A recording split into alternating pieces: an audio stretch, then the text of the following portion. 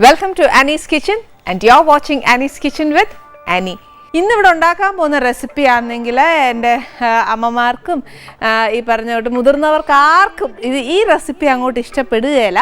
പക്ഷേ എന്നാലും പിള്ളേരെ ഓർത്ത് നമുക്ക് ഇച്ചിരി ഒന്ന് കോംപ്രമൈസ് ചെയ്യണം. കാര്യം അവർക്കും ഒരു ഡിഫറെൻ്റ് ആയിട്ടൊരു സാധനം നമ്മൾ കൊടുത്തേ ഒക്കത്തുള്ളൂ.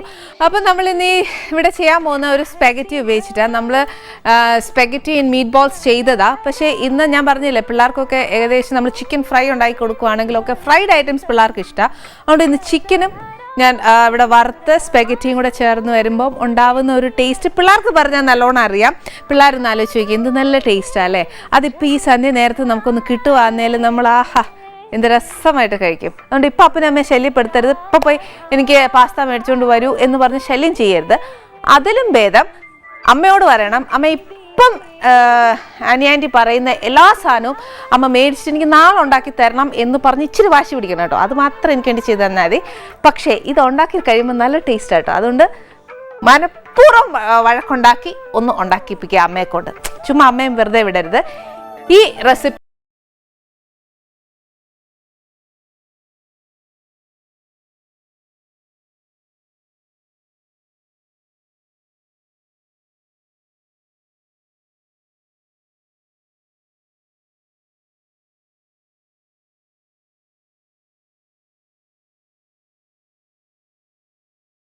കാര്യം മാത്രമേ ഉള്ളൂ. ബോൺലെസ് ചിക്കൻ ആയിരിക്കണം. ബോൺലെസ് ചിക്കൻ പോയിട്ട് ബ്രസ്റ്റ് പീസ് ആണെങ്കിൽ ഏറ്റവും നല്ലത്. പിന്നെ വേണ്ടിയ കുറച്ച് ബട്ടർ. ഇത് കുറച്ച് നല്ല മെൽറ്റ് അല്ലാത്ത ബട്ടറാണ്. ഇതുപോലത്തെ ബട്ടറും വേണം, മെൽറ്റഡ് ബട്ടറും വേണം. പിന്നെ വേണ്ടിയത് കുറച്ച് ബ്രെഡ് ക്രംസ്, പിന്നെ കുറച്ച് ചീസ്. അതേത് ചീസായാലും കുഴപ്പമില്ല, നോ പ്രോബ്ലം. പിന്നെ വേണ്ടിയത് കുറച്ച് മൈദ. ഇത് നമ്മൾ റെസിപ്പി എഴുതുമ്പം ഇത് ഇത്രയും വന്നു നമുക്ക് ചിക്കന് വേണ്ടിയത്. നെക്സ്റ്റ് നമ്മൾ പറയാൻ പോകുന്നതാണ് the second section, that is നമ്മൾ സ്പെഗറ്റിക്ക് വേണ്ടിയുള്ള സാധനം. അപ്പോൾ ഇനി എഴുതുമ്പോൾ സ്പെഗറ്റി എഴുതിയതിന് ശേഷം അതിനുള്ളത് എഴുതുക. അതിന് വേണ്ടിയത് കുറച്ച് ഹെവി ക്രീം ഫ്രഷ് ക്രീം നമുക്ക് കിട്ടും, വാങ്ങാൻ കിട്ടും. പിന്നെ കുറച്ച് നാരങ്ങാനീര്. ഇതെന്നാന്ന് വെച്ചാൽ കുറച്ച് ഗാർലിക് പൗഡറാണ്. പിന്നെ വേണ്ടിയത് കുറച്ച് ഉപ്പ്, പിന്നെ കുറച്ച് കുരുമുളക് പൊടി, പിന്നെ കുറച്ച് പാസ്ലേ ലീവ്സ്. ഇതാണ് സ്പെഗറ്റി.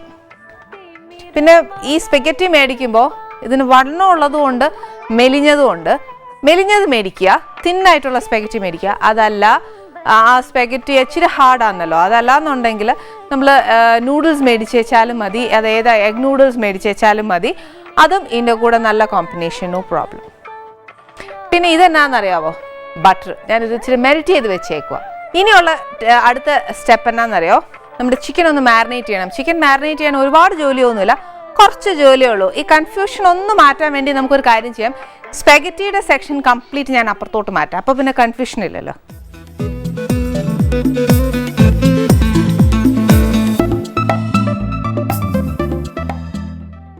ഇനി ഒരു പ്ലേറ്റ് എടുത്തിട്ട് നമ്മുടെ ചിക്കൻ ഒന്ന് നേരത്തെ വെക്കണം. ബ്രസ്റ്റ് പീസ് മേടിക്കുവാന്നേൽ എന്നാ ചെയ്യണമെന്ന് അറിയാം, ബേസിക്കലി കുറച്ച് കട്ടിയല്ലേ ബ്രസ്റ്റ് പീസ്. അപ്പം അത് ഇതേമാതിരി കുറച്ച് തിന്നാക്കി മുറിക്കുക. അതായത് നേർ പകുതിയായിട്ട് ഇങ്ങനെ ലെങ്ത് വൈസ് തന്നെ അങ്ങ് മുറിച്ചേക്കണേ.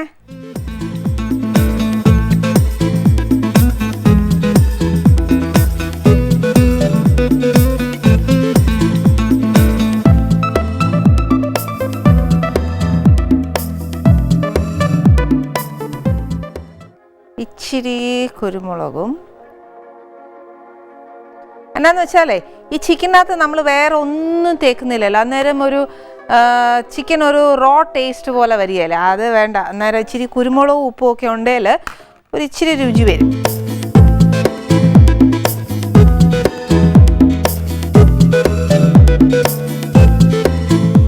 ഒരു സൈഡിൽ മാത്രം നമ്മൾ തേച്ച് പിടിപ്പിക്കല്ല, രണ്ട് സൈഡിലും നല്ലതായിട്ട് ഉപ്പും കുരുമുളകും വേണം. ഒത്തിരി അല്ല, എന്നാലും ചിക്കനകത്ത് പിടിക്കാനുള്ള ഉപ്പും കുരുമുളകും വേണം.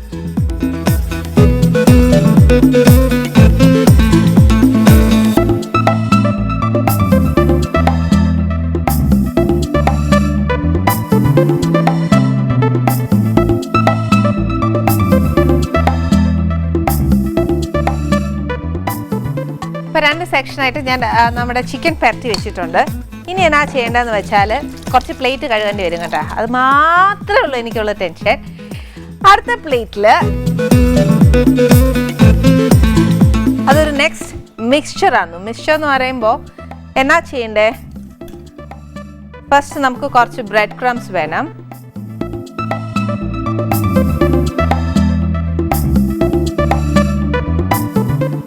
ഇതിനകത്തോട്ട് കുറച്ച് മൈദ അല്ലെങ്കിൽ കോൺസ്റ്റാർച്ച് ഇടാം. എന്നാന്ന് പറയാം, മൈദ ഇടുന്ന എന്നാത്തിനകത്ത് വെച്ചാൽ നമ്മൾ ഈ ചിക്കൻ ഉണ്ടല്ലോ കുറച്ച് ക്രിസ്പി ആയിട്ട് കിട്ടും.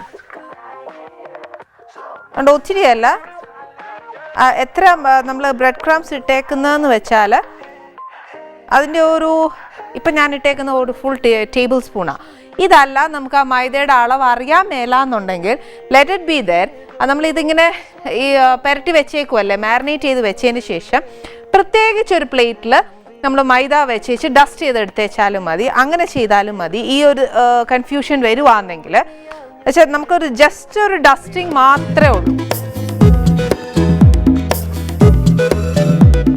പിന്നെ ആന്നേൽ ഇതിനകത്തോട്ട് തന്നെ നമ്മുടെ എന്നാ ചെയ്യേണ്ട ചീസില്ലേ അതുകൂടെ ഗ്രേറ്റ് ചെയ്തിടണം. അത് ഇന്ന ചീസ് തന്നെ വേണം എന്നൊന്നുമില്ല, നമുക്ക് കിട്ടുന്നത് ഏതായാലും മതി, നോ പ്രോബ്ലം.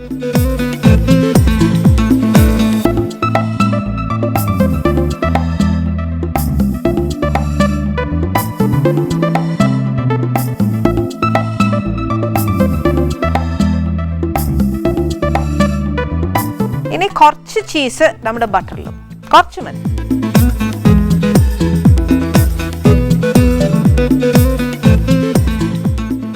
അതും ഇതേപോലെ നമുക്കൊന്ന് മിക്സ് ചെയ്യാം.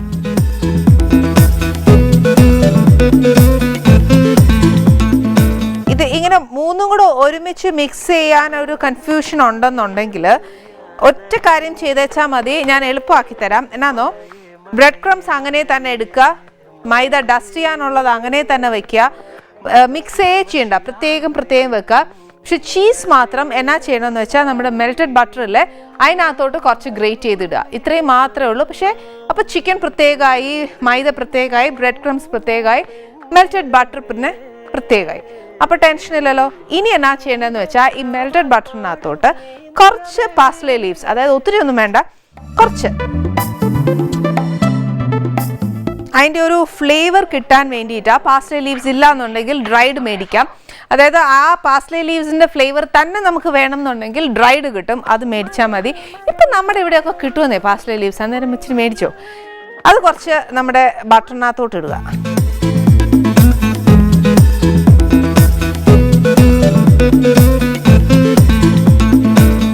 ഇനി നമ്മുടെ പാൻ അങ്ങോട്ട് കത്തിച്ചേച്ച് ഇതിനകത്തോട്ട് ബട്ടറിൽ വേണം നമ്മുടെ ചിക്കൻ വറുത്തെടുക്കാൻ. ചുരുക്കം പറഞ്ഞാൽ എല്ലാം ബട്ടറും ചീസുമാണ്.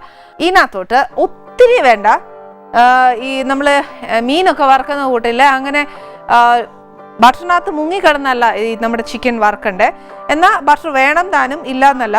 അതുകൊണ്ട് ഇച്ചിരി ആ ഒരു ചിക്കൻ ഇടാനും വേണ്ടിയിട്ടുള്ള ഒരു മുരിഞ്ഞു വരാനും വേണ്ടിയിട്ടുള്ള ബട്ടർ ഇട്ടേച്ചാൽ മതി. 2 ആദ്യം നമുക്കിടാം, 2 ക്യൂബ്സ്. അതിന് ശേഷം പിന്നെ വേണം എന്നുണ്ടെങ്കിൽ നമുക്ക് കൂടുതൽ ഇട്ടേച്ചാൽ മതി.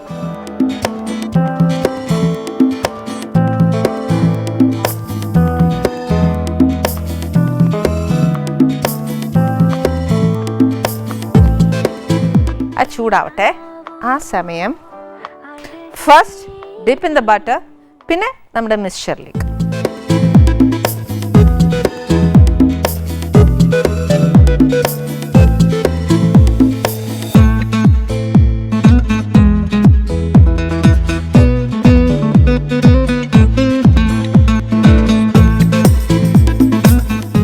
ഇനി ഇത് സ്ട്രെയിറ്റ് ബട്ടറിലേക്ക്.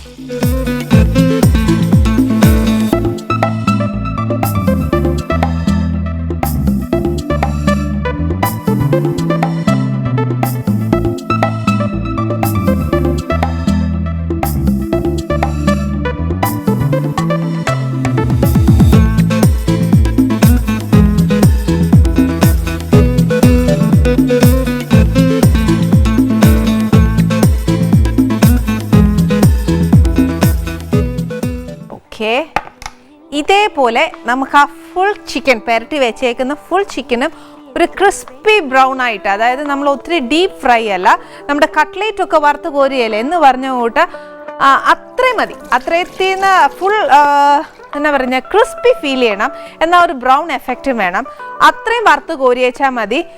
നമ്മുടെ ചിക്കൻ എങ്ങനെ വറുത്തെടുത്തെന്ന് പറഞ്ഞാൽ, ഞാൻ വറുത്തെടുത്തപ്പോൾ ഇത് ഇങ്ങനെയാണ് വന്നത്. പക്ഷെ ഇങ്ങനെ തന്നെ വറുത്താൽ മതി. ഒരു കാര്യമുണ്ട്, ഇങ്ങനെ വറുത്തേച്ച് ചായയുടെ കൂടെ കഴിക്കാനും നല്ല ടേസ്റ്റാണ്. പിള്ളേരാന്നേ നമ്മൾ വറുത്ത് വയ്ക്കുന്ന കണ്ടേല അത് അന്നേരമേ എടുത്തുകൊണ്ട് പോകും. പിന്നെ നമ്മുടെ സ്പെഗറ്റിയൊക്കെ അവിടെ കിടക്കുകയുള്ളൂ. അതുകൊണ്ട് പിള്ളേരെ ഇത് നമ്മൾ വറുക്കുന്ന സമയത്ത് പിള്ളേരെ എങ്ങും അടുക്കളയിൽ അടുപ്പിച്ചേക്കല്ലേ. പിന്നെ ഇനി എന്നാ ചെയ്യേണ്ടതെന്ന് വെച്ചാൽ, അതല്ല ഇത്രയും ഡീപ്പ് ഫ്രൈ ആയിട്ട് വേണ്ടാന്നുണ്ടെങ്കിൽ ഒരു ഓപ്ഷൻ എന്നാന്നറിയോ, നമ്മൾ ഇത്രയും ആക്കി വറുത്തെടുത്തേച്ചാലും മതി. ഒരു നടുക്ക് ഇച്ചിരി ബ്രൗണും സൈഡിൽ കുറച്ച് ലൈറ്റ് ബ്രൗണുമായിട്ട് ഇങ്ങനെ വറുത്തെടുത്താലും മതി. പിന്നെ എന്നാന്ന് വെച്ചാൽ, നമ്മൾ വറുത്തെടുത്ത് കോരുന്ന സമയത്ത് കുറച്ച് പാസ്ലേ ലീവ്സും കൂടെ അതിനകത്ത് ഇട്ട് കൊടുക്കുക. നമ്മൾ ബട്ടറിനകത്ത് ഇട്ടിട്ടുണ്ടായിരുന്നു, പക്ഷെ എന്നാലും കുറച്ചൊരു ഗ്രീൻ കളറും കൂടെ അതിനകത്ത് വരും. അപ്പോൾ അത് വറുത്ത് നമ്മൾ കോരുന്ന സമയത്ത് കുറച്ച് പാസ്ലേ ലീവ്സും കൂടെ ഇടുക. ഇത്രയേ ഉള്ളൂ. ചിക്കൻ്റെ സെക്ഷൻ കഴിഞ്ഞു. ഇനി നെക്സ്റ്റ് നമ്മൾ ചെയ്യാൻ പോകുന്നത് നമ്മുടെ സ്പെഗറ്റിക്ക് വേണ്ടിയ സാധനങ്ങൾ എന്നാന്നുള്ളത് ഞാൻ പറഞ്ഞു. ഇനി നമ്മൾ ഈ സ്പെഗറ്റി ഇവിടെ വേവിച്ചൊക്കെ വെച്ചിട്ടുണ്ട്. ഇനി നെക്സ്റ്റാണ് നമ്മൾ ചെയ്യാൻ പോകുന്നത്. അത് ഏറ്റവും എളുപ്പമാണ്. ഇനി ഒരു അളവ് പറയുവാണെന്നുണ്ടെങ്കിൽ, നമ്മൾ എടുക്കുന്ന സ്പെഗറ്റിയുടെ അളവ്, അതായത് ഫോർ സപ്പോസ് ഒരു എക്സാമ്പിൾ പറയുക, ഒരു 1/4 കിലോ എടുക്കുവാണെങ്കിൽ നമുക്ക് എത്രയാണ് വേണ്ടതെന്ന് വെച്ചാൽ, ഒരു 1/2 കപ്പ് ക്രീം വേണം. 1/4 കിലോയ്ക്ക് 1/2 കപ്പ് ക്രീം വേണം. പിന്നെ ഒരു 1/2 കപ്പ് ചീസ്, ഗ്രേറ്റഡ് ചീസ്, പിന്നെ ഗാർലിക് പൗഡർ, അതൊക്കെയാണ്. അപ്പോൾ സ്പെഗറ്റി ഒരു 1/4 കിലോ എടുക്കുവാണെങ്കിൽ 1/2 കപ്പ് ക്രീമും ഒരു 1/2 കപ്പ് ചീസുമാണ് നമുക്ക് വേണ്ടിയേ. അപ്പം ഇപ്പം ഞാനിവിടെ എടുത്തേക്കുന്ന 1/4 കുറച്ചുകൂടെ കൂടുതലാണ് എടുത്തേക്കുന്നത്. അപ്പോൾ അതനുസരിച്ച് ഞാനിവിടെ 2 കപ്പ് ക്രീമും എടുത്തിട്ടുണ്ട്. അതിൽ നിന്ന് ഒരു ഓൾമോസ്റ്റ് 1 കപ്പോളം ചീസും കിട്ടും. ഇനി അധികം ജോലിയൊന്നും ഇതിനകത്തില്ല. ഞാൻ നേരത്തെ ഇൻഗ്രീഡിയൻസ് പറഞ്ഞു കഴിഞ്ഞു. ഇനി നെക്സ്റ്റ് സ്റ്റെപ്പ് ചെയ്യേണ്ടത് എന്നാന്നറിയോ, ഇച്ചിരി വലിയ പാത്രം തന്നെ എടുത്തോണം. ഞാൻ നമ്മുടെ ചിക്കൻ വറുത്ത സെയിം പാൻ തന്നെ എടുത്തേക്കുന്നത് നമ്മുടെ സോസ് ഉണ്ടാക്കാനാണ്. ഇനി സോസിന് സപ്പോസ് നമ്മുടെ വീട്ടിലൊക്കെ എപ്പോഴും നമ്മൾ ക്രീം കരുതുകയില്ല. അന്നേരം എന്നാ ചെയ്യും, നമ്മൾ കരുതാത്തത് നമ്മൾ പെട്ടെന്ന് ഇത് ഉണ്ടാക്കാനാണ് ഉദ്ദേശമെങ്കിൽ, സ്പെഗറ്റി ഇല്ല, ഓക്കെ നമ്മുടെ നൂഡിൽസ് ഉണ്ട്, അപ്പം നമുക്കത് ചെയ്യാം എന്ന് വിചാരിച്ചിട്ട് ക്രീം ഇല്ല എന്ന് വിചാരിച്ചോളൂ. അപ്പം അങ്ങനെ ടെൻഷനേ ആക്കണ്ട. എന്താ ചെയ്യേണ്ടതെന്ന് വെച്ചാൽ, 1 സ്പൂൺ ബട്ടർ നമ്മുടെ പാനിലിട്ടിട്ട് അതൊന്ന് മെൽറ്റായി കഴിയുമ്പോൾ, ഗാർലിക് പൗഡർ ഇല്ല എന്നുണ്ടെങ്കിൽ, ഇപ്പം ഞാനിവിടെ കാണിക്കുന്ന ഇൻഗ്രീഡിയൻസ് ഒന്നും നമ്മുടെ വീട്ടിലില്ല എന്നുണ്ടെങ്കിൽ, നമ്മുടെ വീട്ടിലൊക്കെ ഉള്ള സാധനം വെച്ചാൽ ഞാനിപ്പോൾ പറയുന്നത്, കുറച്ച് ബട്ടർ ഇട്ടേച്ച് വെളുത്തുള്ളി ഒരു 2-3 എണ്ണം എടുത്തിട്ട് നല്ലതായിട്ട് അത് എന്നാ പറയുന്ന ഒരു നല്ല പേസ്റ്റ് പോലെ ആക്കി വെച്ച് ബട്ടറിനകത്തോട്ട് ഇടുക. അതൊന്ന് മൂത്ത് വരണം. അതായത് ഇച്ചിരി ബ്രൗൺ ആയി കഴിയുമ്പോഴത്തേക്ക് 1 സ്പൂൺ മൈദ ഈ ബട്ടറിനകത്തോട്ടിട്ട് ഒന്ന് മൂപ്പിക്കണം.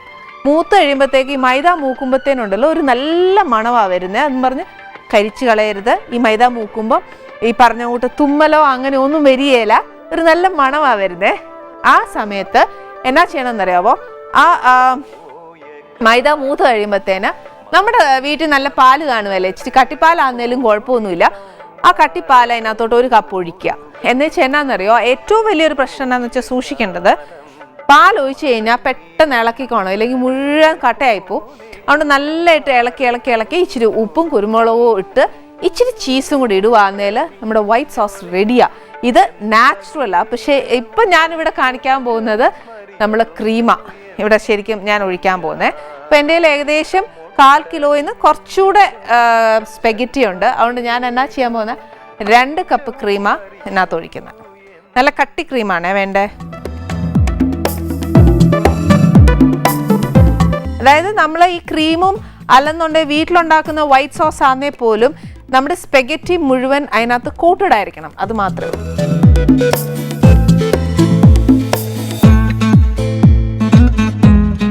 ഇതിനകത്തോട്ട് നമ്മുടെ ചീസ് ഗ്രേറ്റ് ചെയ്യാം.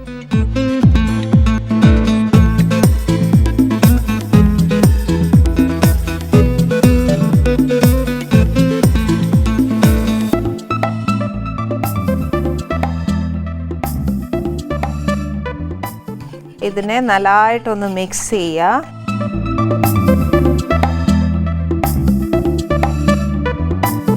ഓൾമോസ്റ്റ് 1 കപ്പ് ചീസ് വേണം കേട്ടോ.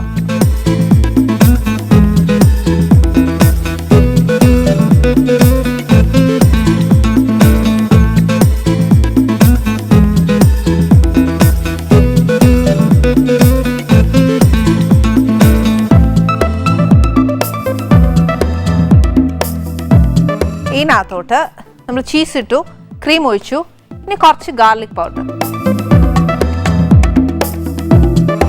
ഒരു 1/2 ടീസ്പൂൺ മതിയാവും. പിന്നെ കുറച്ച് കുരുമുളക് പൊടി. നമ്മുടെ വൈറ്റ് സോസിനകത്ത് കുരുമുളക് പൊടി എന്തോരം വേണം എന്നുള്ളത് ശരിക്കും ആ കുരുമുളകിൻ്റെ ഫ്ലേവർ, അതായത് നമ്മൾ തന്നെയാണ് തീരുമാനിക്കേണ്ടത് എത്രയാണ് വേണ്ടതെന്നുള്ളത്, അതനുസരിച്ച് ചേർത്തോണേ. പിന്നെ കുറച്ച് നാരങ്ങ നീര്, അതായത് ഒരു നാരങ്ങയുടെ നീര്. പിന്നെ ഇച്ചിരി ഉപ്പ് ഇടുമ്പോഴത്തേന് സൂക്ഷിച്ചോണം, ചീസിനകത്ത് ഉപ്പുണ്ട്, അന്നേരം ഇച്ചിരി നോക്കി കണ്ടേച്ച് വിട്ടാൽ മതി. പിന്നെ ടേസ്റ്റ് നോക്കിയേച്ച് മാത്രം പിന്നെ ഉപ്പിട്ടാൽ മതി.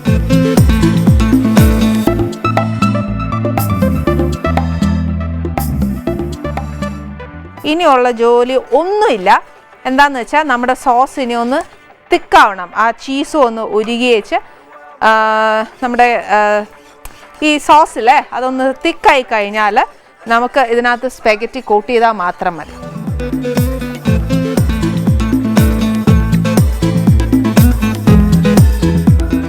പൊടിച്ച കുരുമുളകാണെങ്കിൽ കുറച്ച് എരിവ് ഈ പറഞ്ഞ കൂട്ടി ഇച്ചിരി കുറവായിരിക്കും.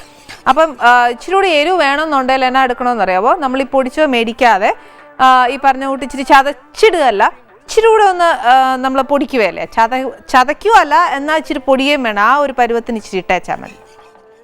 പൊടി ഇടുന്ന എന്നാന്ന് വെച്ചാൽ ശരിക്കും സോസിലൊന്നും നമ്മൾ പ്രത്യേകിച്ച് കുരുമുളക് എടുത്ത് കാണുമല്ലോ വൈറ്റ് സോസിൽ, അതുകൊണ്ടാണ് അങ്ങനെ ചെയ്യുന്നത്.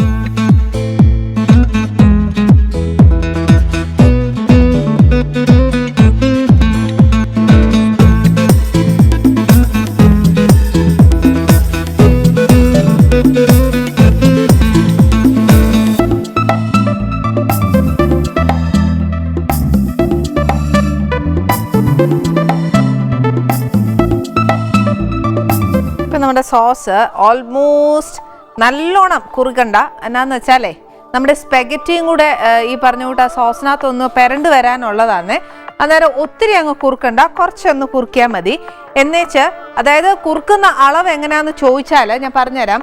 നമുക്ക് നമ്മൾ എടുക്കുന്ന എത്ര ക്വാണ്ടിറ്റി ഓഫ് സ്പെഗറ്റി ആണോ അത് ഫുൾ കോട്ടാവണം. അത്രയും മാത്രമേ അതിനുള്ള ഒരു എന്നാ പറയുന്ന ആ സോസിൻ്റെ തിക്നെസ് എന്ന് പറയുന്ന, അല്ലെങ്കിൽ അല്ലെങ്കിൽ കൂടിപ്പോയാലല്ലേ അത് ഇച്ചിരി വെള്ളം പോലെ ഇരിക്കും. അഥവാ സപ്പോസ് പോട്ടെ നമ്മൾ ആദ്യമായിട്ട് ഉണ്ടാക്കുമ്പോഴത്തേന് ഇച്ചിരി കൂടിപ്പോയെന്ന് തന്നെ വെച്ചോ, സാരമില്ല. എന്നാ ചെയ്യേണ്ടതെന്ന് വെച്ചാൽ നമ്മൾ സ്പെഗറ്റി ആദ്യം നമ്മുടെ പ്ലേറ്റിംഗ് ട്രേ ഏതാന്ന് വെച്ചാൽ അതിലോട്ട് അങ്ങ് വെച്ചേച്ച് അതിൻ്റെ മേളിൽ ഈ സോസ് കുറച്ചൊന്ന് ആറിയതിന് ശേഷം ഒഴിക്കുക. അപ്പം എന്നാന്നറിയോ, ആ സോസ് ഇരുന്നൊന്ന് ഇച്ചിരി തിക്കാവും.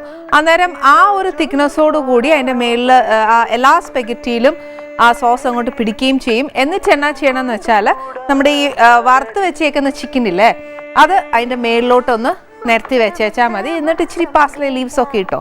പിന്നെ ഈ സോസിനകത്ത് കുറച്ച് പാസ്ലയുടെ ടേസ്റ്റ് കൂടെ വേണം എന്നുണ്ടെങ്കിൽ ഇപ്പം ഞാൻ ചെയ്യുന്ന പോലെ കുറച്ചിട്ടാൽ മതി.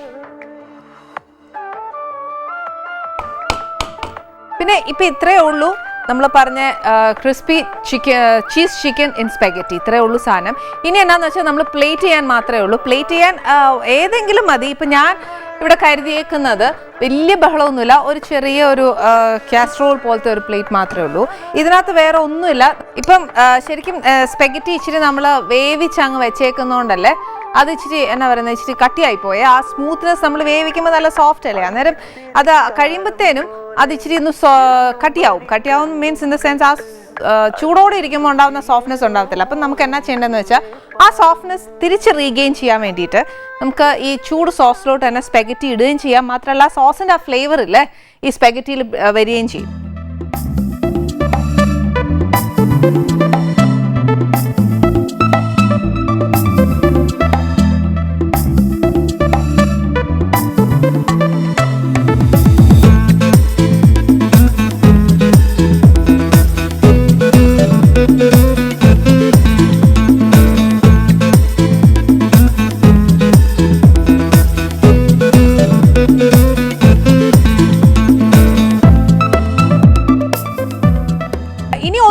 ഇതേമാതിരി നമ്മൾ ചെയ്തേച്ച് ഇനി ഇതിനെ ഞാൻ ആ ബൗളിലേക്ക് പ്ലേസ് ചെയ്യാൻ മാത്രമേ ഉള്ളൂ.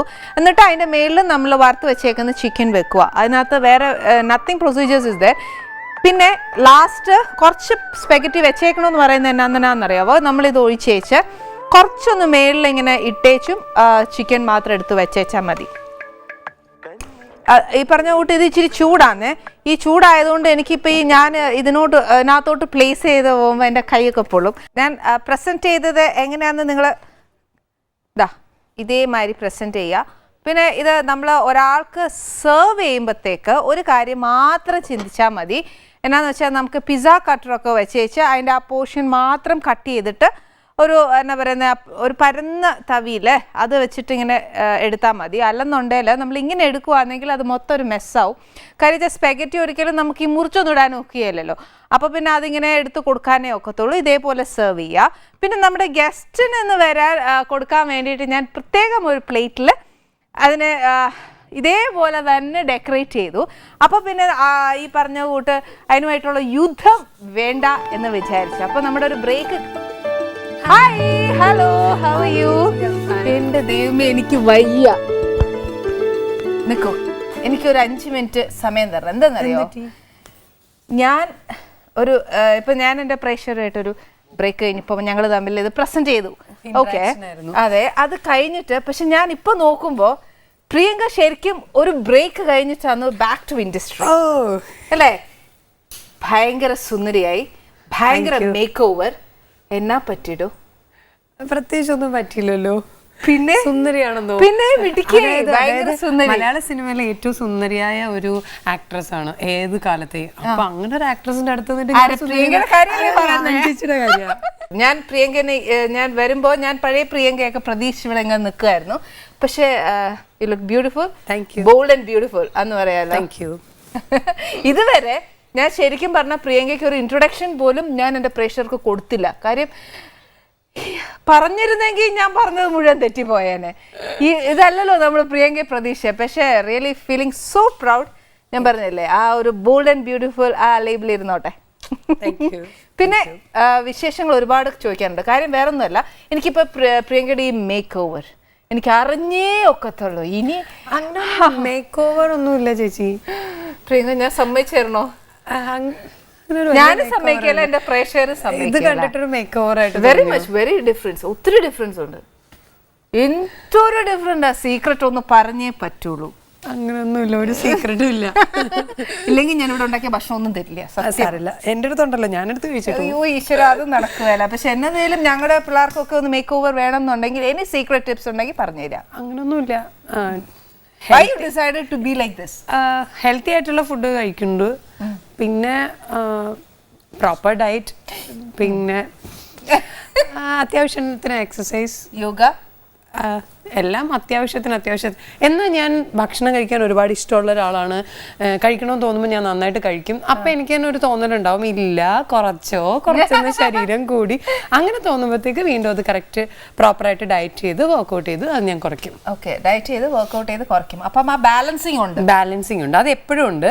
പിന്നെ കുറച്ചുകൂടെ കാര്യം, നമ്മൾ കുറേ ദിവസങ്ങൾ കഴിയുന്തോറും നമ്മൾ സ്വയം ഒരു തിരിച്ചറിവുണ്ടാവുമല്ലോ. ആ ഒരു തിരിച്ചറിവിൽ നിന്നാണ് ഇല്ല ശരീരമൊക്കെ നോക്കേണ്ടതിന്റെ ആവശ്യകത ഉണ്ടെന്ന് അത് എപ്പോഴും ഉണ്ടായിരുന്നു. ഇൻഡസ്ട്രിയിൽ വന്നതിന് ശേഷം അത് എപ്പോഴും ഒരു പരിധിക്ക് കുറച്ചുകൂടെ ശ്രദ്ധിക്കും. അപ്പൊ അതിങ്ങനെ ദിവസം കഴിയുന്തോറും നമ്മൾ കുറച്ചുകൂടെ കോൺഷ്യസ് ആവും. അതിൽ ഞാൻ കുറച്ച് കോൺഷ്യസ് ആണ് ആ കാര്യത്തിൽ. ഓക്കെ, അപ്പൊ ഒത്തിരി കാര്യങ്ങളുണ്ട് നമുക്ക് അറിയാനായിട്ട്. അത് പക്ഷേ ഈ പറഞ്ഞ കൂട്ടങ്ങ് വേഗമായിട്ട് പറഞ്ഞു പോയാൽ ഒക്കെ അല്ലല്ലോ. ഈ പറഞ്ഞ പോലെ ബാലൻസിങ് നമുക്കൊന്നും അറിയണ്ടല്ലേ. അപ്പൊ ഇപ്പൊ നമുക്ക് ഇവിടെ നിന്ന് ബാലൻസ് ചെയ്യണ്ട.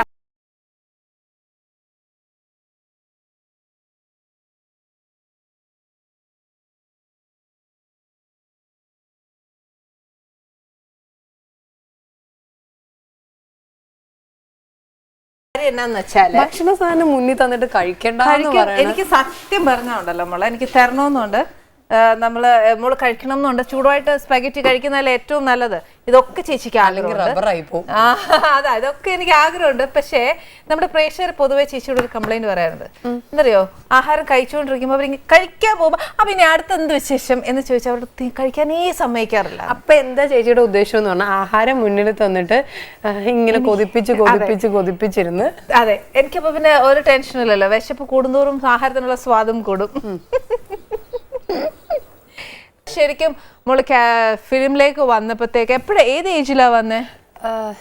ഞാൻ +2 പഠിക്കുമ്പോഴത്തേക്കാണ് ആദ്യം മീഡിയയിലേക്ക് വരുന്നത്. പിന്നെ അത് കഴിഞ്ഞിട്ട് ഡിഗ്രി ഫൈനൽ ഇയർ ചെയ്യുമ്പോഴത്തേക്കാണ് സിനിമയിലേക്ക് വരുന്നത്.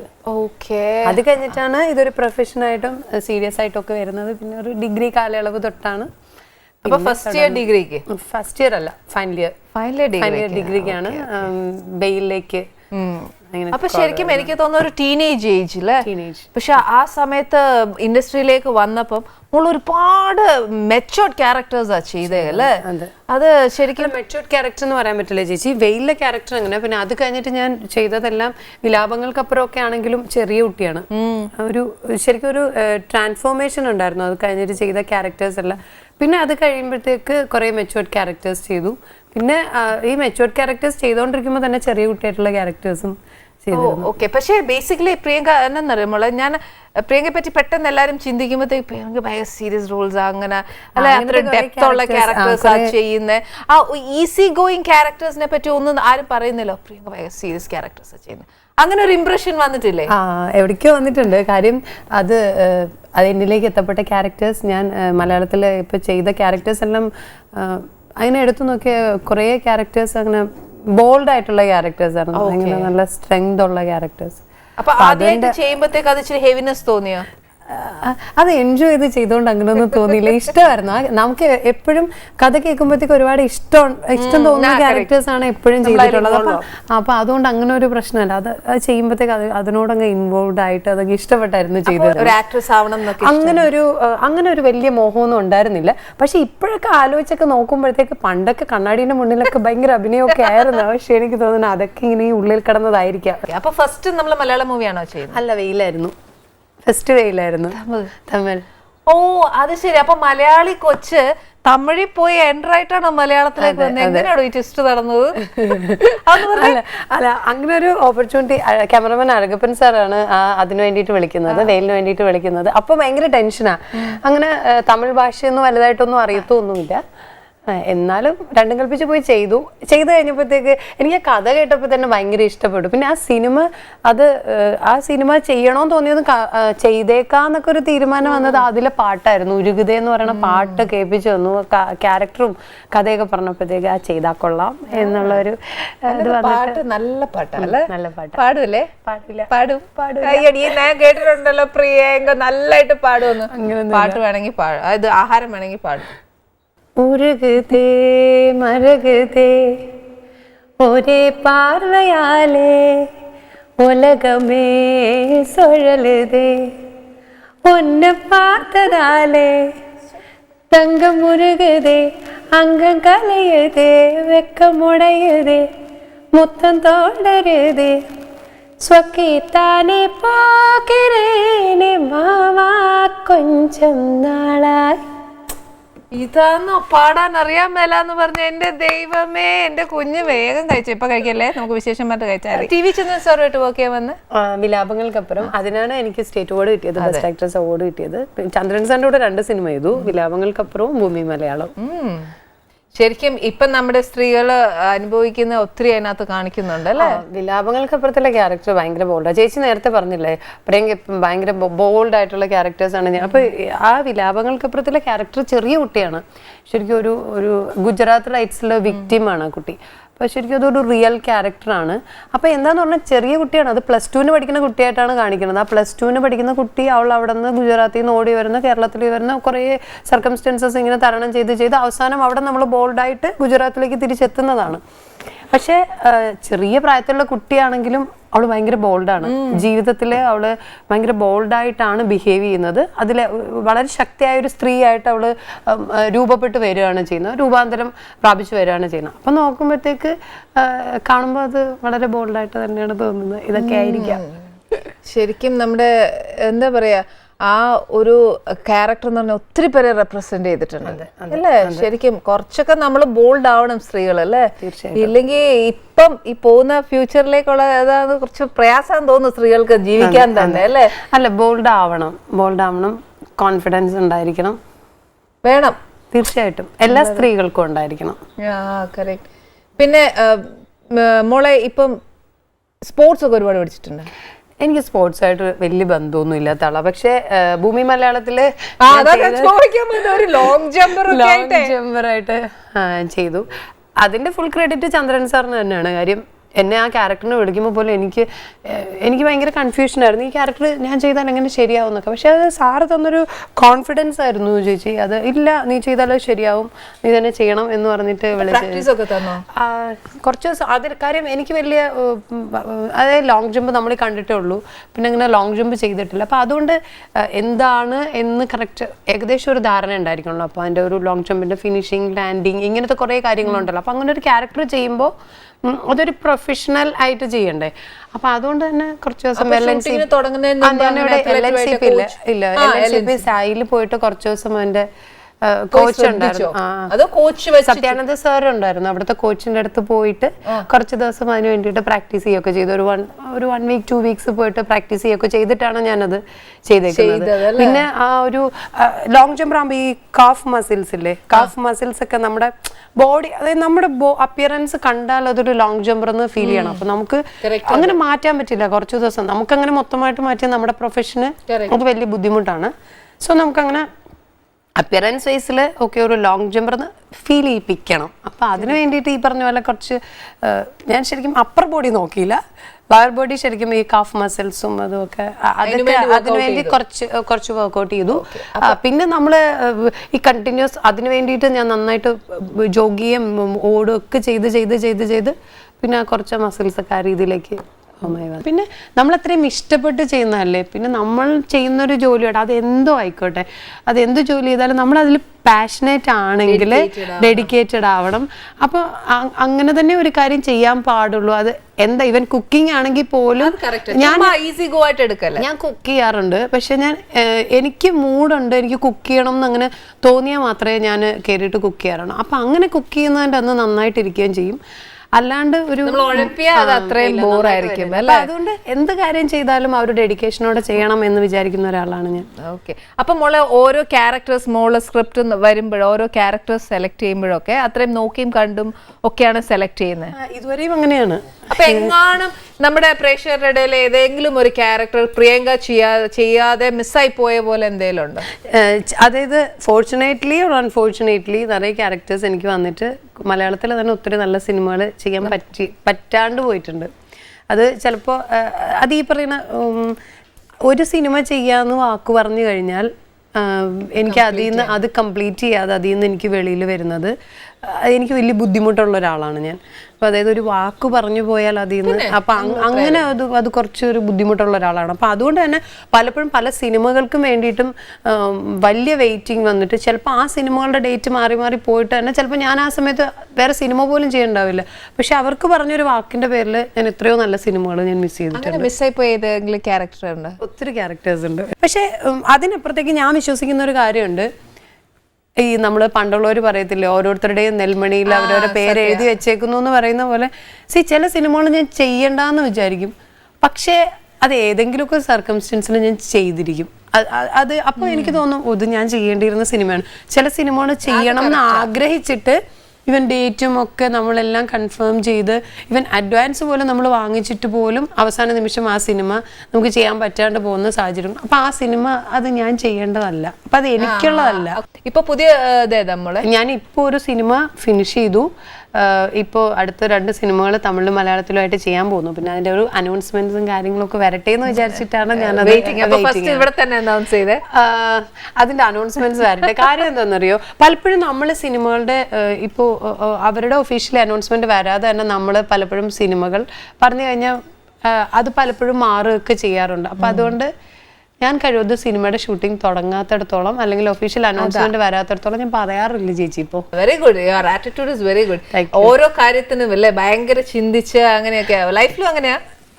ഒരു പരിധി വരെ അത് ഞാൻ ചോദിക്കാൻ കാര്യം എന്നറിയോ, ഇപ്പൊ ഭയങ്കരമായിട്ട് എല്ലാം കാൽക്കുലേറ്റഡ് എല്ലാം ചെയ്തിട്ടാ പ്രിയങ്ക ചെയ്യുന്നത്. അല്ല, അങ്ങനെ ഒരു കാൽക്കുലേഷൻസ് ഇല്ല ഒരു കാര്യത്തിലും. അങ്ങനെ ഒന്നും നമുക്ക് കാൽക്കുലേറ്റ് ചെയ്തിട്ട് ഒന്നും ചെയ്യാൻ പറ്റില്ല.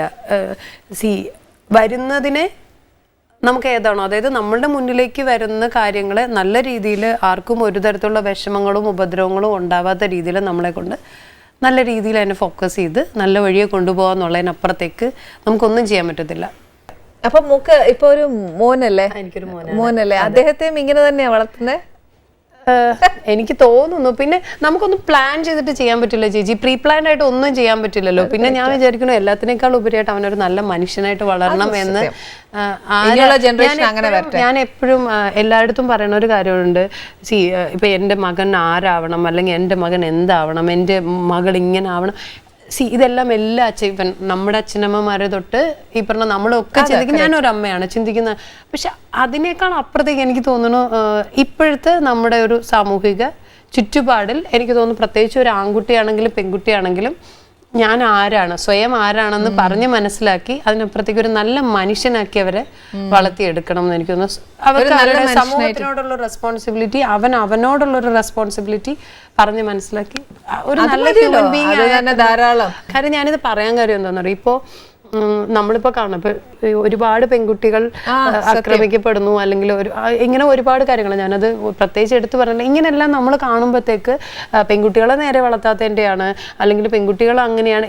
ഈ എപ്പോഴും പെൺകുട്ടികളെ മാത്രം, ഞാൻ ഫെമിനിസ്റ്റ് ഒന്നും അല്ല, പിന്നെ പെൺകുട്ടികളെ മാത്രം കുറ്റം പറയുമ്പോൾ എനിക്ക് തോന്നിയിട്ടുള്ളൊരു കാര്യം എന്ന് പറയുമ്പോഴത്തേക്ക് പെൺകുട്ടികളെ നീ ആരാണ് എന്താണെന്ന് സ്വയം പറഞ്ഞ് മനസ്സിലാക്കി തന്നെ എല്ലാ രക്ഷകർത്താക്കളും വളർത്തണം. അതുപോലെ തന്നെ ആൺകുട്ടികളെയും അതും പറഞ്ഞ് മനസ്സിലാക്കണം. നീ ആരാണ്, നിന്റെ ചുമതല എന്താണ്, ഈ സമൂഹത്തിനോടുള്ള നിന്റെ റെസ്പോൺസിബിലിറ്റി എന്താണ് എന്നുള്ളത് കൃത്യമായിട്ട് ഓരോ അച്ഛനമ്മയും പറഞ്ഞ് മനസ്സിലാക്കി.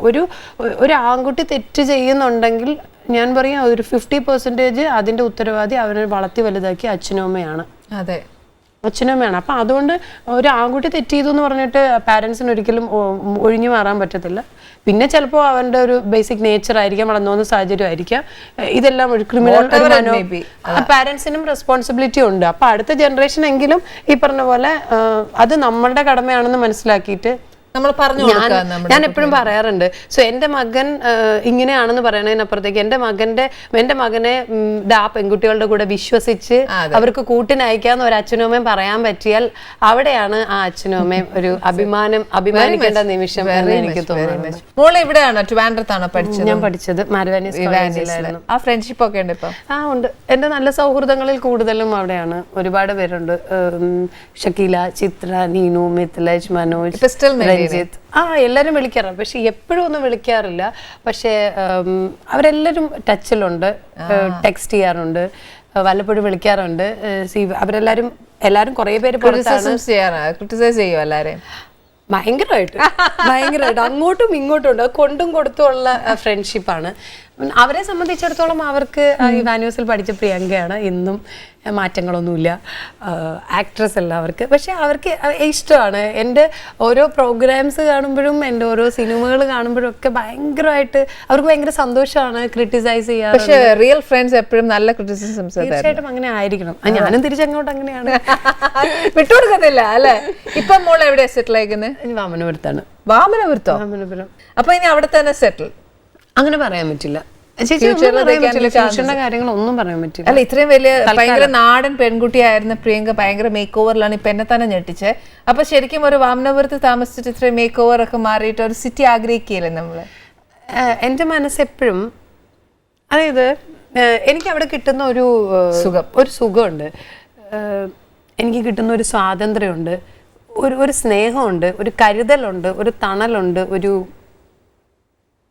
ഇതെല്ലാം ചേർന്ന് എല്ലാ വ്യക്തികളിൽ നിന്നും. അതായത് അവിടെ നിൽക്കുമ്പോൾ എനിക്ക് ഒരുപാട് സെക്യൂർഡ് ആണ്.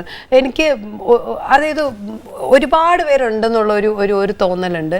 പിന്നെ അവിടെ എൻ്റെ നാട്ടുകാർക്കാണെങ്കിലും എല്ലാവർക്കും എനിക്ക് അവാർഡ് കിട്ടിയപ്പോൾ പോലും, സ്റ്റേറ്റ് അവാർഡ് കിട്ടിയപ്പോൾ പോലും എൻ്റെ നാട്ടുകാർ അത് അവർക്ക് കിട്ടിയതുപോലെയാണ് അത് ആഘോഷിച്ചത്. അത് അത്രയും ഭയങ്കരമായിട്ടായിരുന്നു എൻ്റെ നാട്ടിൽ ആഘോഷിച്ചത്. എനിക്ക് ഇഷ്ടമാണ് എൻ്റെ നാട്, എൻ്റെ നാട്ടുകാർ, എൻ്റെ അവിടുത്തെ ആ വായു, എൻ്റെ അവിടുത്തെ ആ പച്ചപ്പ്.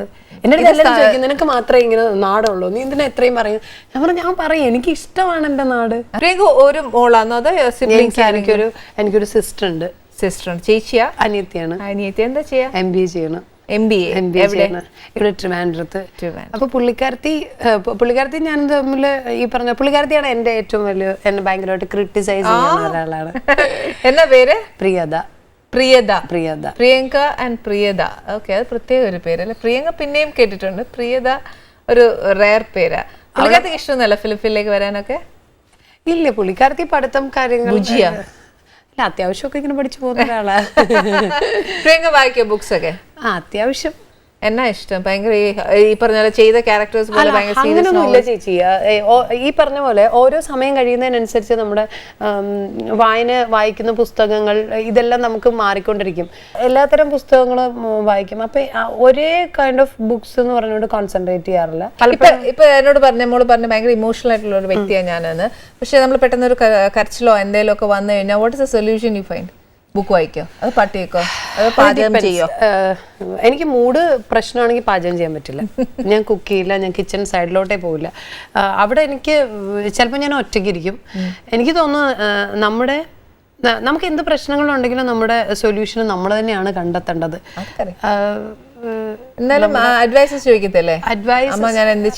അങ്ങനെ ചോദിക്കാറുണ്ട്. പക്ഷെ എനിക്ക് തോന്നുന്നൊരു കാര്യം ചേച്ചി, നമ്മൾ ആരുടെ അടുത്തൊക്കെ എന്തൊക്കെ അഡ്വൈസ് ചോദിച്ചാലും, ഇപ്പൊ നമ്മുടെ സുഹൃത്തുക്കളുടെ അടുത്ത് സംസാരിച്ചാൽ അത് ഒരു പരിധിവരെ നമ്മളെ ഗുണം ചെയ്യും. നമ്മുടെ മൂഡ് ഒന്ന് റിലാക്സ് ചെയ്യിപ്പിക്കാനായിട്ട് ഗുണം ചെയ്യും.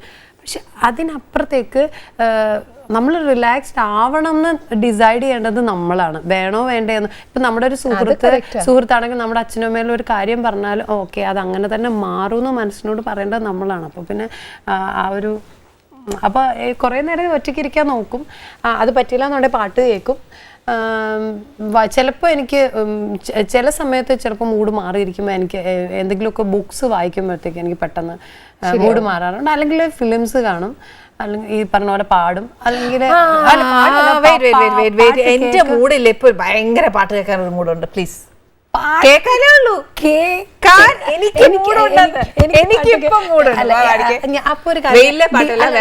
ഞാൻ പറയട്ടെ, നമ്മള് ഡീല് പറഞ്ഞു എന്താണ് അപ്പൊ എന്താണെന്നറിയോ, ഞാനൊരു പാട്ട് അങ്ങോട്ട് പാടി തരുമ്പോ ഒരു പാട്ട് ഇങ്ങോട്ട് പാടി. Very good. അതോടെ ഷോ നിൽക്കും. അതിലും ഭേദം വേണോ മോളെ? എന്റെ പാവപ്പെട്ട പ്രേക്ഷകർ പല റെസിപ്പിയൊക്കെ കണ്ട് സമാധാനത്തിരിക്കുകയല്ലേ. അപ്പൊ പിന്നെ പ്രിയങ്ക പാടുന്നില്ല ഏറ്റവും നല്ല ഒരു നാടൻ പാട്ട്. നിന്നെ കാണാൻ എന്നെക്കാളും ചന്തം തോന്നിയും കുഞ്ഞിപ്പെണ്ണെ, എന്നിട്ടെന്തേ നിന്നെ കെട്ടാൻ ഇന്നു വരെ വന്നില്ലാരും. നിന്നെ കാണാൻ എന്നെക്കാളും ചന്തം തോന്നും കുഞ്ഞിപ്പെണ്ണെ, എന്നിട്ടെന്തേ നിന്നെ കെട്ടാൻ ഇന്നു വരെ വന്നില്ലാരും. ചെന്തേങ്ങ നിറമില്ലേലും ചെന്തമര കണ്ണില്ലേലും, മുട്ടിറങ്ങി മുടിയില്ലേലും മുല്ലമുട്ടിൻ പല്ലില്ലേലും, നിന്നെ കാണാൻ എന്നെക്കാളും ചന്തം തോന്നും കുഞ്ഞിപ്പെണ്ണെ, എന്നിട്ടെന്തേ നിന്നെ കെട്ടാൻ ഇന്നു വരെ വന്നില്ലാരും. എന്റെ ദൈവമേ, ഹസ്സൽ. ഇപ്പൊ ഈ പാട്ട് കേൾക്കാനുള്ള മൂടെന്നൊക്കെ ശരിക്കും എന്താ പറയാ, ഒരു റിത്തമൊക്കെ അല്ലേ, നല്ല രസമുണ്ട്. ഇതുവരെ ഈ അടുക്കളയിൽ ആരും നാടൻ പാട്ട് പാടിയിട്ടില്ല. This is the first time. Full credit goes to you. Thank you. പിന്നെ വേറെ എന്തെല്ലാം വിശേഷങ്ങൾ? ഡാൻസിന് അങ്ങനെയൊന്നുമില്ല? അത്യാവശ്യം എല്ലാം ചെയ്യും. ഈ ഡാൻസ്, പാട്ട്, മോണോ ആക്ട് എല്ലാം ഉണ്ടായിരുന്നു. അത് ശരിക്കും ഫീൽഡിൽ വന്നതിന് ശേഷം സ്കൂൾ ടൈമിലൊക്കെ ഉണ്ട്. അതിന്റെ ഒരു വഴി ഇങ്ങനെ പോയി. ഇപ്പൊ സിനിമയിൽ ആരെങ്കിലും ഒന്ന് പാടാൻ പറഞ്ഞാലോ? അങ്ങനെ ഒരു പാചകം ചെയ്തിട്ടുണ്ട് ഇപ്പൊ ഒരു സിനിമയില്. ഏതൊരു ഫിലിമിൽ കവിത കണ്ട് പാടിയിട്ടില്ലേ കുഞ്ഞെ? ഇല്ല, ഞാന് ഇപ്പൊ ചെയ്തുകൊണ്ടിരിക്കുന്ന ഒരു സിനിമയില് പാടി. ഒരു കവിതയും ഒരു. അപ്പൊ ആ സിനിമ റിലീസ് ആവട്ടെ, എന്നിട്ട് അതിനെ പറ്റിയിട്ട് നമുക്ക് പറയാം. തീർച്ചയായിട്ടും ഇവിടെ വേണ്ട. പക്ഷെ നല്ലൊരു പാട്ട് പാടാൻ പറയാനൊക്കെ ചെയ്യണം കേട്ടോ. തീർച്ചയായിട്ടും നല്ലതായിട്ട് പാടുന്നുണ്ട്. ഇനി മോളെ ഇഷ്ടപ്പെടുന്ന ഒരു ക്യാരക്ടർ എന്താണ്? എനിക്ക് ഈ ക്യാരക്ടർ ചെയ്താൽ കൊള്ളാം. ചേച്ചി അങ്ങനെ എൻ്റെ അടുത്ത് ഇതുപോലെ പലരും ചോദിച്ചിട്ടുള്ള ഒരു ക്വസ്റ്റ്യൻ ആണ്. എനിക്കതിനൊരു ഉത്തരം പറയാൻ പറ്റില്ല. അത് ഒന്നും എനിക്ക് അഭിനയിച്ച് മതിയായിട്ടില്ല. അത് ക്യാരക്ടേഴ്സ് കുറേ ക്യാരക്ടേഴ്സ് ചെയ്തിട്ടുണ്ടെങ്കിലും ആ ചെയ്ത ക്യാരക്ടേഴ്സ് തന്നെ നമുക്ക് റിപ്പീറ്റഡ് ആവുന്നു എന്നല്ല ഞാൻ പറയും. ഇപ്പം ചെയ്ത ക്യാരക്ടേഴ്സ് തന്നെ അത് സെയിം ജോണർ ചെയ്യുമ്പോൾ പോലും എനിക്ക് ഒരു പരിധിക്കപ്പുറത്തേക്ക് മടുക്കുന്നില്ല എന്നുള്ളതാണ്. കാരണം ഒരു സിനിമയിൽ നിന്ന് the same genre of characters ആണെങ്കിലും ഒരു സിനിമയിൽ നിന്ന് അടുത്ത സിനിമയിലേക്ക് പോകുമ്പോഴത്തേക്ക് അതിന് ഒരുപാട് മാറ്റങ്ങൾ വരുന്നുണ്ട്. അപ്പം അവിടെ മടുക്കുന്നില്ല. പിന്നെ ഒരുപാട് ക്യാരക്ടേഴ്സ് ചെയ്യണം. അപ്പോൾ എനിക്ക് പെർട്ടിക്കുലർ ഈ ക്യാരക്ടർ എന്ന് എനിക്കങ്ങനെ പറയാൻ പറ്റില്ല. നല്ല സിനിമകൾ ചെയ്യാൻ പറ്റട്ടെ, നല്ല ഒരുപാട് ക്യാരക്ടേഴ്സ് ചെയ്യാൻ പറ്റട്ടെ എന്നുള്ളത്. പിന്നെ തീർച്ചയായിട്ടും എത്രയായാലും വേണം. പിന്നെ മോൾ ഒരുപാട് ക്യാരക്ടേഴ്സ് ചെയ്തിട്ടുണ്ട്. പക്ഷെ നമ്മുടെ പ്രേക്ഷകരുടെ ഇടയിൽ അത് വേണ്ട രീതിയിൽ എത്താൻ പറ്റിയിട്ടില്ല, ശ്രദ്ധിക്കാൻ പറ്റിയിട്ടില്ല അല്ലേ? അങ്ങനെ തോന്നിയിട്ടുണ്ട്. കാര്യം ഓർമ്മ മാത്രത്തില് ദിലീപേട്ടനും ഞാൻ ചെയ്ത ഒരു സിനിമ, അതിലെ ആ സിനിമ സഫിയ എന്ന് പറഞ്ഞ ക്യാരക്ടർ മകൻ നഷ്ടപ്പെട്ട ഒരു അമ്മയുടെ വേദനയാണ്. ആ സമയത്ത് എനിക്ക് കുട്ടിയൊന്നും ഇല്ല. പക്ഷെ എങ്കിലും അത് ചെയ്യുമ്പോഴത്തേക്ക് എവിടേക്കോ ആ ഒരു അമ്മ എന്നുള്ള അപ്പൊ എനിക്ക് തോന്നിയിട്ടുണ്ട് എല്ലാ പെണ്ണിന്റെ ഉള്ളിലും ആ ഒരു മാതൃത്വം എന്ന് പറയുന്നത് അത് ഭയങ്കരമായിട്ടുണ്ട്.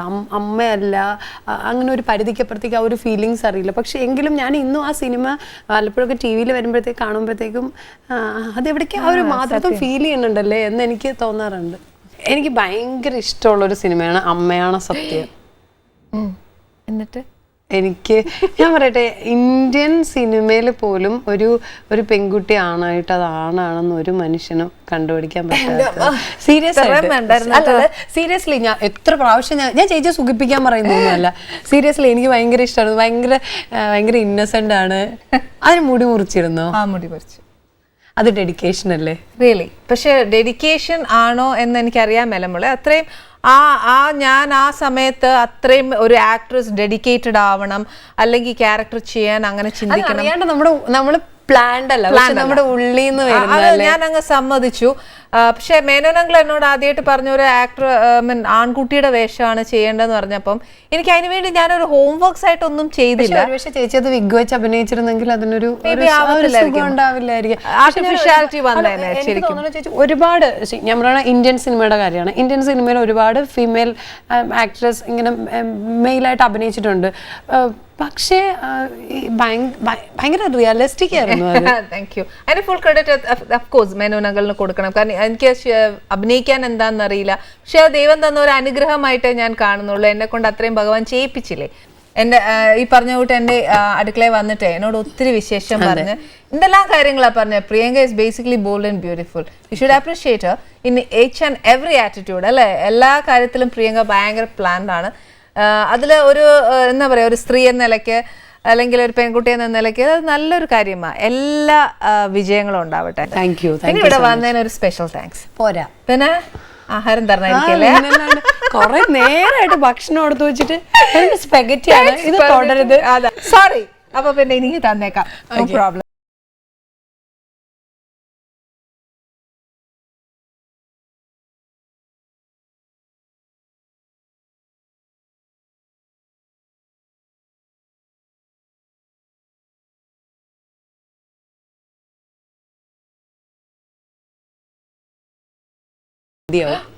അല്ല, സീരിയസ് ആയിട്ട് അത് ചിലർക്ക് മാത്രമുള്ള ഒരു കഴിവാണ്. കുക്ക് ചെയ്യണത് കാണുമ്പോൾ അല്ലെങ്കിൽ അതിങ്ങനെ പറയുന്നത് കാണുമ്പോഴൊക്കെ നമുക്കത് ചെയ്യാനുള്ളൊരു ടെംപ്റ്റേഷൻ ഉണ്ടാകും. അങ്ങനെ ചേച്ചി കുക്ക് ചെയ്യണ കാണുമ്പോൾ നമുക്കത് ചെയ്യാനും നല്ലതായിരിക്കും. ഞാൻ 1-2 റെസിപ്പിയൊക്കെ നോക്കിയിട്ടുണ്ട്. ചേച്ചിയുടെ ചിലതൊക്കെ ഇങ്ങനെ ഉണ്ടാക്കുന്ന കാണുമ്പോഴൊക്കെ ഉണ്ടല്ലോ നമുക്ക് തോന്നുമോ നല്ലതാണെന്ന്. പക്ഷെ പിന്നെ ഞാൻ വിചാരിച്ച് ഇത് ചുമ്മാ പറ്റിയിട്ടായിരിക്കും. പക്ഷേ അല്ല, സാധാരണ അങ്ങനെ സംഭവിക്കാറുണ്ടല്ലോ. പക്ഷേ സത്യമായിട്ട് പറയണം, it's good. Good. Thank you very much. അത് ഈ പറഞ്ഞ കൂട്ട് ദൈവത്തിന് അനുഗ്രഹം അല്ലേ? അല്ലാതെ പിന്നെ നമ്മൾ എന്നാ പറയാ, നമുക്ക് എന്നാ കഴിവായിരിക്കും. കൈപുണ്യം എന്ന് പറയുന്നത് അത് ഈ പറഞ്ഞ പോലെ അല്ലാണ്ട് കിട്ടില്ല. നമ്മൾ ട്രൈ ചെയ്യണതിന് അപ്പുറത്തേക്ക് എന്തോ ഉണ്ടല്ലേ കൈപുണ്യം എന്ന് പറയുന്നത്. അത് ഈശ്വരന്റെ അനുഗ്രഹം.